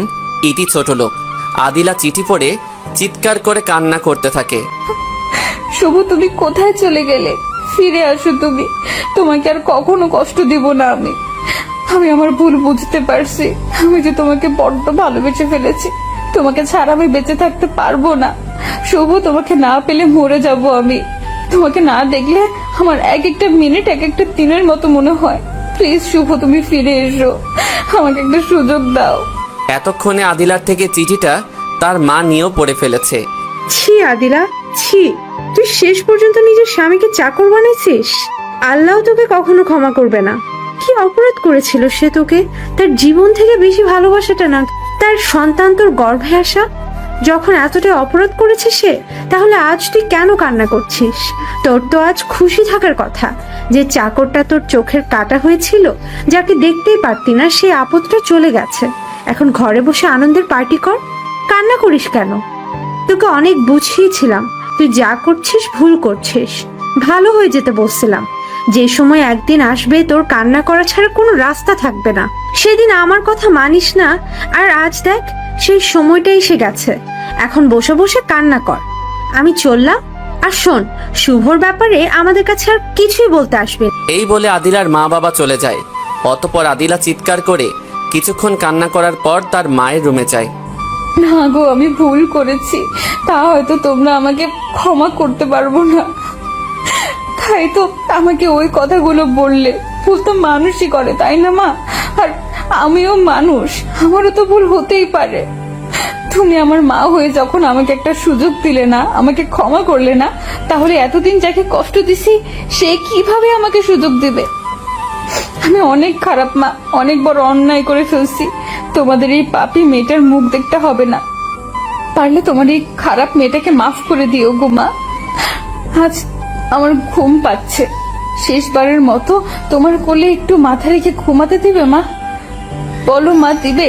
এই পাপী মেয়েটাকে আর কখনো এমন আবদার করব না, দিবে মা? তোমার খারাপ মেয়েটার শেষ ইচ্ছা পূরণ করবে, বলো মা। আদিলার কথাগুলো তার মায়ের কাছে ভালো লাগছে না। তুই এমন কথা বলছিস কেন? বল, কোথায় যাবি তুই? ততক্ষণে আদিলা ঠাস করে মাটিতে পড়ে যায়। অতঃপর তার মুখ দিয়ে ফেনা বের হতে থাকে। তা দেখে আদিলার মা চিৎকার দিয়ে ওঠে। অতঃপর তাকে ধরে হাসপাতালে নিয়ে যায়। ডাক্তাররা তাকে ইমার্জেন্সিতে নিয়ে চিকিৎসা করতে থাকে। বেশ কিছু সময় পরে ডাক্তার বের হয়ে আসলে, ডাক্তার, আমার মেয়েটার কেমন অবস্থা? এখন সম্পূর্ণ বিপদমুক্ত। আপনারা ঠিক সময় নিয়ে আসছিলেন দেখে রোগীকে বাঁচানো সম্ভব হয়েছে। আর একটু দেরি করলে কি যে হতো বলা যেত না। ডাক্তার, আমরা কি এখন দেখা করতে পারবো? রোগীর জ্ঞান ফিরলে দেখা করতে পারবেন। আর হ্যাঁ, অল্প সময়ের মধ্যেই জ্ঞান ফিরে আসবে। আদিলার জ্ঞান ফিরে আসলেই সে শুভ বলে চিৎকার করতে থাকে। আমার কাছে শুভকে এনে দাও, তাকে ছাড়া আমি বাঁচবো না। কেন তোমরা আমাকে বাঁচালে? আদিলার চিৎকার নার্সেরা থামাতে পারছে না। তখন একটি নার্স আদিলার বাবার কাছে খবর দেয়, আদিলার অবস্থার কথা জানায়। অতঃপর আদিলার বাবা সেখানে যেতেই, বাবা, তোমরা আমার শুভকে পাইছো কোথায়? ওকে এখানে আসতে বলো। আমার ছেলেটাকে আমার কোলে দাও, বড্ড দেখতে ইচ্ছে করতেছে। কেন এমন পাগলামি করেছে?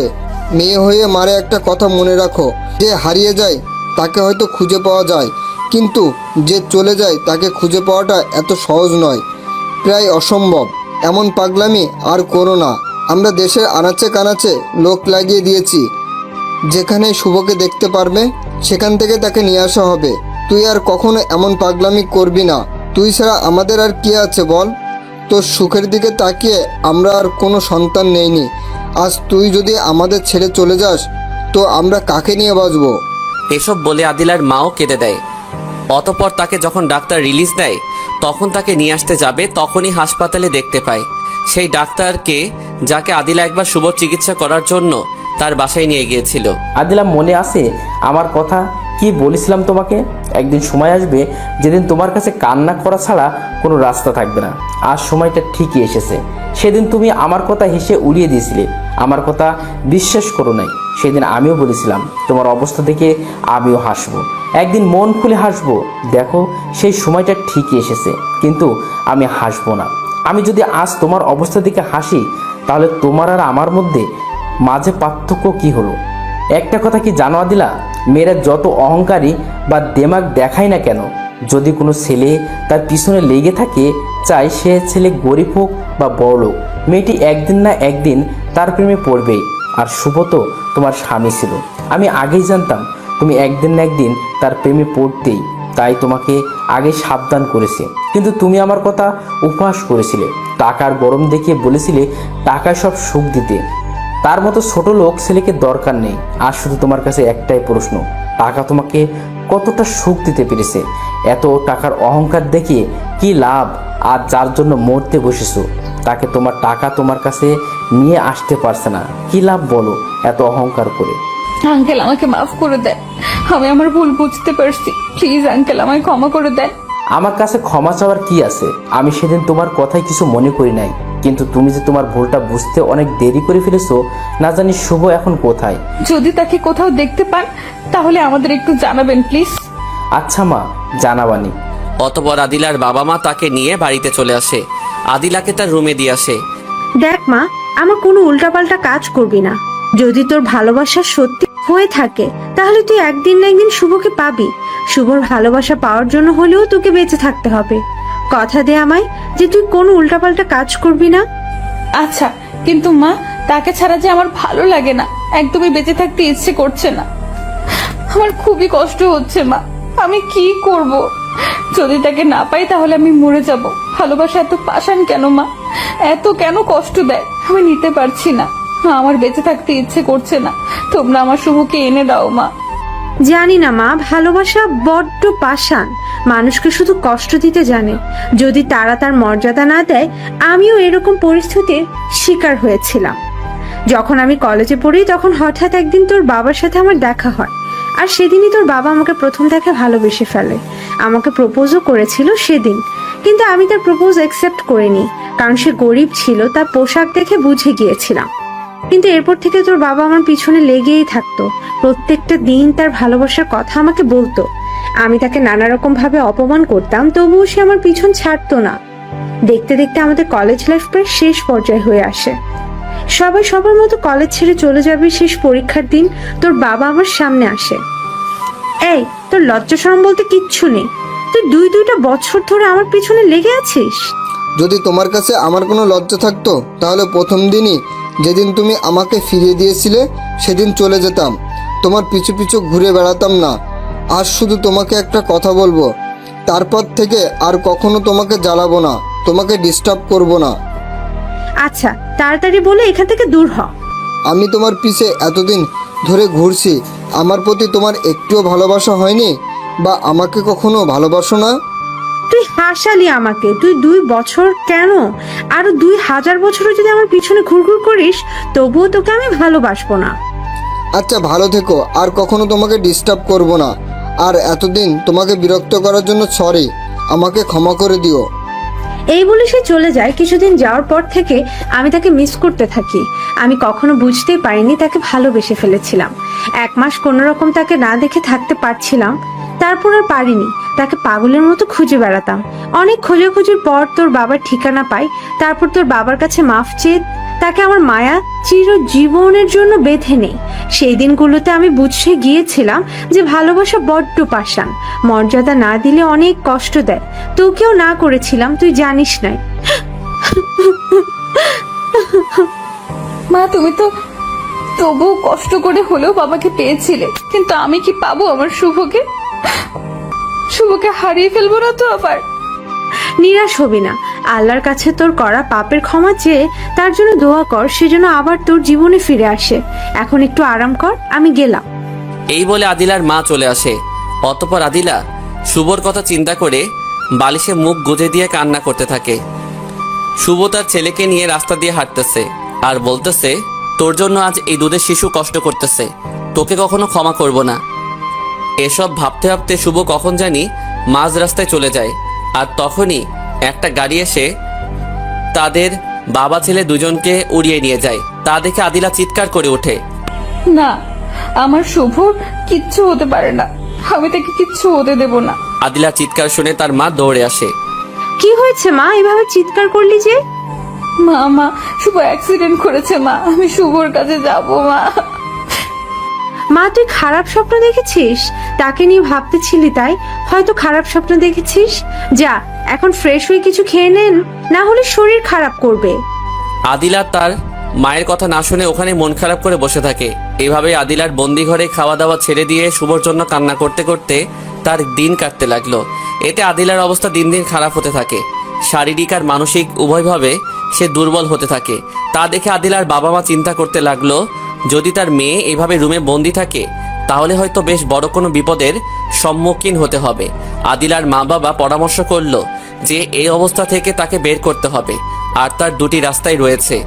শুভকে তার কাছে এনে দেওয়া, কিন্তু এটা সম্ভবই নয়। সে কোথায় আছে, কোথায় খুঁজবো তাকে? তাকে কোনো কাজের মধ্যে রাখা যেত, সে সবসময় কাজের মধ্যে নিয়োজিত থাকে। তাহলে হয়তো শুভর চিন্তা কিছুটা তোর মাথা থেকে দূর হবে। তাহলে তাকে তোমার নতুন কোম্পানিতে এমডি হিসেবে আদিলাকে বসিয়ে দাও, যা তুমি শুভর জন্য কিনেছিলে। যেই ভাবা সেই কাজ। পরের দিনই তাকে নতুন কোম্পানির এমডি বানিয়ে দেয় তার বাবা। কিন্তু আদিলা কোনো মতে রাজি হচ্ছিল না দেখে আদিলার বাবা মা তাকে অনেক বুঝিয়ে রাজি করায়। অতঃপর সে রাজি হয়ে অফিসে যাওয়া আসা শুরু করে। শুভকে ভোলার চেষ্টা করলেও রাতের একাকিত্ব তাকে বারবার তার কথা স্মরণ করে দেয় তার সব পুরনো স্মৃতি। দেখতে দেখতে অতিবাহিত হয়ে যায় তার জীবন থেকে 60টি বছর। তবুও শুভর কোনো সন্ধান পায় না সে। প্রত্যেক দিন রাতে শুভ ছবি বুকে নিয়ে কান্না করতে করতে যেন আদিলার চোখের পানিও শুকিয়ে যায়, আর বের হতে চায় না তার চোখ থেকে। শুধু একটা আশাই সে বেঁচে আছে, তার ভালোবাসা একদিন তার জীবনে ফিরে আসবে। তার জন্যই সে অপেক্ষার প্রহর গুনছে। আব্বু, আগামীকাল আমরা দেশে ফিরবো। তোমার যা যা দরকার তুমি এখান থেকে নিয়ে নাও। আব্বু তাহলে চলো না, শেষবারের মতন আমরা লন্ডন শহরটি ঘুরে আসি। আচ্ছা চলো তাহলে। পরে তারা বাবা ছেলে সেখানে সারাদিন ঘুরে বেড়ায়। পরের দিন দেশে ফেরার উদ্দেশ্যে বিমানে ওঠে বাবা ছেলে আনন্দ করছে। পাশেই থাকা একটি সুন্দরী মেয়ে তাদের বাবা ছেলের অবস্থা দেখে মিটি মিটি হাসতে থাকে, কারণ শুভ একবার একটা চিপস তার মুখে দিয়ে একটুখানি বের করে রাখে, আর সেই বের হওয়াটুকু আদনান তার বাবার মুখ থেকে খায়। এরকমভাবে একবার আদনান করে, আরেকবার শুভ করে। এইভাবে তারা বাবা ছেলে এনজয় করছে। হঠাৎ একবার পিচ্চি আদনান তার বাবার ঠোঁটে কামড় দেয়। এতে মেয়েটি জোরে হেসে ওঠে। মেয়েটির হাসার শব্দ শুনে শুভ মেয়েটির দিকে তাকিয়ে, এইভাবে হাসছেন কেন? আমরা বরাবরই বাবা ছেলে এরকম করে খাই। আপনাদের অবস্থা দেখে হাসি নাই, কিন্তু আপনার এই পিচ্ছি দুষ্ট ছেলের অবস্থা দেখেই হাসি পাচ্ছে। আচ্ছা, একটি কথা বলবেন? কি বলেন? যদি ভাই হন তো বলতে পারি। আচ্ছা। আমার নাম তানজিলা, আপনার নাম কি? আরিয়ান আহমেদ শুভ। কি জানি বলতে চাইলে? আপনাদের দুইজনকে বিমানে ওঠার আগে থেকে ফ্লো করছি, শুধু আপনাদের দুইজনকেই দেখছি। ভাবিকে তো দেখছি না। ভাবি কোথায়? আপনি তো বাঙালি, তো লন্ডনে কি জন্য আসছিলেন? সে অনেক বড় কাহিনী। কাহিনীর কথা শুনে তানজিলার মনে শুভর কাহিনী শোনার ইচ্ছা জাগে। বলো না ভাইয়া, প্লিজ। আচ্ছা শুনো তাহলে। এরপর শুভ তার আদিলার ঘটে যাওয়া সমস্ত ঘটনা শোনায়। তানজিলা ঘটনা শোনার পর, একটা মেয়ে এতটা খারাপ কিভাবে হতে পারে? বড়লোক বলে কি এত অহংকার করতে হবে? এখন কি করছে সে, তার কি কোনো খবর জানো ভাইয়া? না, হয়তো কোনো বড়লোক ছেলেকে বিয়ে করে সুখে সংসার করছে। তুমি বিয়ে করবে না? বিয়ে? যাকে ভালোবাসলাম, সুখে সংসার করতে চাইলাম, তাকেই পেলাম না। এখন আর বিয়ে করে কি করব? আমার বেঁচে থাকার সম্বল তো একটা আছেই, তাকে নিয়ে বাকি জীবনটা পার করে দেব। আচ্ছা, কখন থেকে শুধু আমি একাই বকবক করছি? তুমি তো তোমার ব্যাপারে কিছুই বললে না। তুমি কি জন্য লন্ডন আসছিলা? লেখাপড়া করতে আসছিলাম, লেখাপড়া শেষ তাই চলে আসলাম। পরে আরো কিছুক্ষণ গল্প করে ভাই বোনের সম্পর্ক ঘনিষ্ঠ হয়ে যায়। অতঃপর শুভ বিমান থেকে নেমে একটা ম্যাচে ওঠে, আর তখনই আদনান বলে ওঠে, আব্বু আমি ভাঙা বাড়িতে থাকবো না, আমার এখানে ঘুম আসবে না। আব্বু তুমি এখানে 2টা দিন কষ্ট করো, তারপর তোমার জন্য একটা 5তলা বাড়ি কিনবো, পরে সেখানে আমরা থাকবো। আচ্ছা বাবা। অতঃপর তারা ক্লান্ত শরীরে ঘুমিয়ে যায়। পরের দিন শুভ বাড়ি খোঁজার উদ্দেশ্যে বের হয়, আর তখনই পিছন থেকে কে যেন শুভকে ডাক দেয়। শুভ পিছন দিক তাকিয়ে দেখতে পায় এক লোক তার দিকে আসছে। লোকটি শুভর কাছে আসতেই শুভ তাকে চিনে ফেলে। আপনাকে আমার চেনা চেনা লাগছে, কোথায় যেন দেখেছি আপনাকে। আরমান ভাই মনে করেন কোথায় দেখছেন আমাকে? আরমান কিছুক্ষণ চিন্তা করার পর, ও শুভ ভাইয়া, মনে পড়েছে, আপনাকে লন্ডনে দেখেছি। আমি যে কোম্পানিতে চাকরি করতাম তার ম্যানেজার ছিলেন অনেক আগে। এসে পড়েছি, তাই চিনতে একটু কষ্ট হচ্ছে। তো দেশে কোন দিন আসলেন? গতকাল আসছি, আর এখন এখানেই থাকবো ভাবছি। ছোটখাটো একটা বাড়ি কিনবো, আর কোনো একটা কোম্পানিতে চাকরি করব। কি এই ঢাকা শহরে এমন কোনো কোম্পানি আছে যেখানে আপনি চাকরি করবেন? আপনি চাইলে তো বড় বড় 4-5টা কোম্পানি একাই কিনে নিতে পারবেন। আপনি করবেন আবার অন্যের আন্ডারে চাকরি? ভাই, আপনার কথা শুনে খুব হাসি পাচ্ছে, একটু হেসে নে। আরে ধুর, এত ভেজাল আমার ভালো লাগে না। ওখানে কষ্ট করে টাকা কামাইছি। আপনি আসার 1 বছর পরে একজনের সাথে শেয়ার করে একটা কোম্পানি দিয়েছিলাম, সেটাতে অনেক ভেজাল ছিল। এই করো সেই করো, আমার এগুলো ভালো লাগে না। সেখান থেকে টাকা আসতো অনেক, কিন্তু অনেক কষ্ট করতে হতো। এখন আর কষ্ট করতে মন চায় না, তাই রাকিব ভাইকে বুঝিয়ে দিয়ে চলে এসেছি। এখন সেখানকার ব্যবসায় যা লাভ হবে তা 3 ভাগের 1 ভাগ আমাকে দিবে, আর 2 ভাগ রাকিব দিবে। ও ভালো করছেন। তো ভাই এখন কই যাচ্ছেন? বাড়ি খুঁজতে বের হয়েছিলাম, একটা বাড়ি কিনবো। এদিকে তো কোনো ভালো বাড়ি বিক্রি করবে এমন নেই, তো আপনি এখন থাকছেন কই? গতকাল ম্যাচে উঠেছিলাম, আদনান সেখানে থাকতে চাচ্ছে না, তাই বাড়ি খোঁজার সন্ধানে বের হয়েছিলাম। যদি কিছু মনে না করেন, বাড়ি না পাওয়া পর্যন্ত যদি আপনি আমার বাসায় থাকতেন তাহলে নিজেকে ধন্য মনে করতাম। আরে আমার জন্য আপনি কেন কষ্ট করবেন? শুভ, এটা কষ্ট হবে না, এটা আমার সৌভাগ্য যে আপনার মতো একজন লোক আমার বাড়িতে কদম রাখবে। প্লিজ ভাই, না করবেন না। শুভ কিছুক্ষণ পর, আচ্ছা থাকবো। ভাই তাহলে চলেন আমার বাসায়। অতপর শুভ আরমানের বাসায় যায়, আদিলাদের বাসা থেকে 5-6 কিলোমিটার দূরে। অতপর বাসায় আসার পর নানা রকমের বিষয় নিয়ে গল্প করতে থাকে। একসময় আরমান বলল, ভাই আপনি যে বললেন চাকরি করবেন, আপনি তো বসে বসে সারা জীবন খেতে পারবেন, চাকরি করার প্রয়োজন কি? বসে বসে খেলে বোর হয়ে যাব, তাই একটা চাকরি করতে চাচ্ছি। আছে কি কোনো ভালো অফিস? একটা ভালো কোম্পানি আছে যেখানে গতকাল লোক নেবে, আপনি চাইলে ট্রাই করতে পারেন। কিন্তু একটা সমস্যা ভাই। কি সমস্যা? সেখানকার বস মেয়ে, তবে ব্যবহার একদম নরম। তার ব্যবহারে সকল কর্মচারীরা খুশি থাকে, ভালোভাবে কাজ করে। এটা কোনো সমস্যা না, মেয়ে বস হতেই পারে। আচ্ছা ঠিকানাটা দেন। পরে আরমান ঠিকানা দেয়। পরে আরো কিছুক্ষণ গল্প করে আরমান চলে যায় রাতে। আব্বু সকালে আমাকে জাগিয়ে দিও, এক জায়গায় যেতে হবে। আচ্ছা বাবা। অতপর তারা বাবা ছেলে ঘুমিয়ে যায়। সকালে আদনান, আব্বু উঠো, কোথায় না যাওয়ার কথা। বাবা দাঁড়াও, আমি আসছি, এই বলে ফ্রেশ হতে চলে যায়। কিছুক্ষণ পর ফ্রেশ হয়ে আসে। অতপর বাবা ছেলে দুইজনেই রেডি হয়ে সকালে নাস্তা করে অফিসের উদ্দেশ্যে রওনা হয়। কিছুক্ষণের মধ্যে অফিসে এসে পড়ে। সেখানে এসে তারা দেখতে পায় অনেক মানুষ ভিড় করেছে। মনে হচ্ছে তারা সকলে ইন্টারভিউ দিতে এসেছে। একে একে অনেকেই যাচ্ছে, কেউ হাসি মুখে বের হচ্ছে, আবার কেউ মন খারাপ করে। সর্বশেষে শুভর ডাক পড়ে। অতপর শুভ ভিতরে গিয়ে দেখতে পায় বস মাথা নিচ দিক দিয়ে কি যেন লিখতেছে। শুভ চেহারা দেখতে পারে না। চেয়ার টেনে বসেন আর আপনার ফাইল দেন। মাথা নিচ করে বলল। শুভ তার ফাইল এগিয়ে দিয়ে মাথা নিচু করে ভাবতে লাগলো চাকরি কি দিবে নাকি দিবে না। আর তখনই বস বলে ওঠে, শুভ তুমি এতদিন কোথায় ছিলে? একটিবারও কি আমার কথা মনে পড়েনি তোমার? হঠাৎ এমন কথা শুনে বসের দিকে তাকাতেই শুভ চমকে ওঠে। যার জন্য সে এত কিছু করলো সে আজ তার সামনে। শুভ আর কোনো কথা না বলে সাথে সাথে তার ছেলেকে নিয়ে চলে আসতে ধরে। তখনই আদিলা, শুভ দাঁড়াও, কোথাও যেও না প্লিজ, আমি তোমাকে ভালোবাসি, প্লিজ দাঁড়াও। ততক্ষণে শুভ দরজার কাছে চলে যায়। আজ আদিলার কথা শুনছে না শুভ। যখন আদিলা দেখতে পায় শুভ তার কথা শুনছে না, চলেই যাচ্ছে, তখন আদিলা তার জায়গা থেকে উঠে দৌড়ে গিয়ে শুভর পা জড়িয়ে ধরে। প্লিজ শুভ, তুমি কোথাও যেও না, আমাকে মাফ করে তোমাকে একটিবার ভালোবাসার সুযোগ দাও, কথা দিচ্ছি। এই দেখে যতদিন প্রাণ থাকবে ততদিন তোমাকে এক ফোঁটা কষ্ট পেতে দেব না। শুভ তুমি একটিবার আমাকে মাফ করে তোমার বুকে টেনে নাও। পা ছাড়েন বলছি, না হলে খারাপ কিছু হয়ে যাবে। না, আমি পা ছাড়বো না, আগে তুমি আমাকে মাফ করে দাও, একবার তোমার বুকে টেনে নাও। অতপর শুভ এক হাতে আদিলার চুলের মুষ্টি ধরে তুলে, তোকে বলছি পা ছাড়, সেটা কি তোর কানে যায় না? আর কি বললি? তোকে মাফ করে তোকে বুকে টেনে নিব, তোকে ভালোবাসবো? তা কসমিন কালেও না। তোর প্রতি এখন আমার আর কোনো ভালোবাসা নেই, যা আছে সেটা পাহাড় পরিমাণ ঘৃণা। যা এখান থেকে দূর হ। এই বলে আদিলাকে ধাক্কা দিয়ে চলে আসে।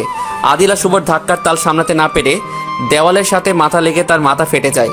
পরে আদিলা ওভাবেই কষ্ট করে উঠে শুভর পিছন পিছন যেতে থাকে। আর শুভ তুমি আমাকে ছেড়ে যেও না, তোমাকে ছাড়া আমি বাঁচবো না শুভ, প্লিজ শুভ যেও না। এই বলে শুভকে সে ডাকতে থাকে, কিন্তু শুভ আদিলার ডাকে কোনো সাড়া না দিয়ে গাড়িতে উঠে চলে যায়।